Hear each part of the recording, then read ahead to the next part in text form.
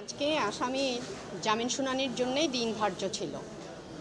বিজ্ঞ ম্যাজিস্ট্রেট তরিকুল ইসলাম সাহেবের আদালতে জামিন শুনানিটা হয়। তো এই মামলার জামিনের ধারা সম্পূর্ণভাবে বেএলেবল সেকশন ছিল, জামিনযোগ্য ধারার অপরাধ বিবেচনায় আসামিটা আজকে জামিনের আদেশ প্রাপ্ত হয়। তবে মামলার তদন্ত যেভাবে চলছে সেভাবেই চলবে। ভবিষ্যতে অভিযোগপত্র দাখিল হবে, অভিযোগপত্র দাখিল হলে যদি দেখা যায় যে অভিযোগপত্র সঠিকভাবে আসছে আমাদের ধারণায়, অর্থাৎ রাষ্ট্রপক্ষের ধারণায়, তাহলে সেটা মামলা বিচারে যাবে। আর যদি এমনটা দেখা যায় যে না, সঠিক তদন্ত হয়নি, তখন আমরা হয়তো নারাজি দিতে পারবো। নারাজি শুনানি পরবর্তী যে আইনি পদক্ষেপ সেটা আদালত আমরা নেব এবং আদালত তার শুনানির প্রেক্ষিতে সিদ্ধান্ত দেবেন।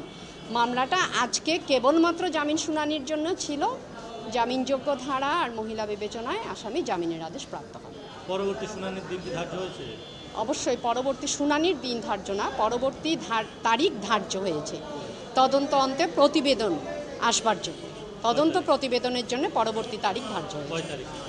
পরবর্তী তারিখটা এই মুহূর্তে আমি বলতে পারছি না, সেটা রেকর্ড দেখে বলতে হবে। ফাউন্ডেশনের পক্ষ থেকে আমরা রাষ্ট্রপক্ষের আইনজীবীর সহায়তাকারী হিসাবে অ্যাডভোকেট কণিকা ম্যাডামকে আমরা নিয়োগ দিয়েছি, এটা রাষ্ট্রপক্ষের সহায়তাকারী হিসাবে।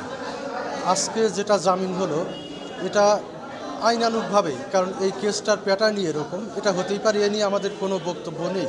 তবে আমরা যেটা চাচ্ছি, সঠিক বিচারের জন্য এই মামলাটাকে চালিয়ে যেতে হবে আগামীতে এবং নির্ভুলভাবে তদন্ত সাপেক্ষে চালাতে হবে, এটাই আমাদের দাবি।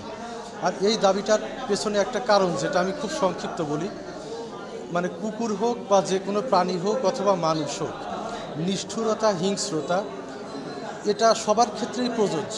এই আমাদের প্রতিবাদটা নিষ্ঠুরতা বা হিংস্রতার বিরুদ্ধে, ওই আসামির বিরুদ্ধে নয়। কিন্তু এই নিষ্ঠুরতা বা হিংস্রতার একটা পানিশমেন্ট দিলে পরবর্তীতে অনেকেই অ্যালার্ট হবে, কারণ আজকে হয়তো আমরা কুকুরের প্রতি নিষ্ঠুরতা করছি, এটাকে প্রশ্রয় দিলে পরবর্তীতে এই নিষ্ঠুরতাটা মানুষের উপরে হবে।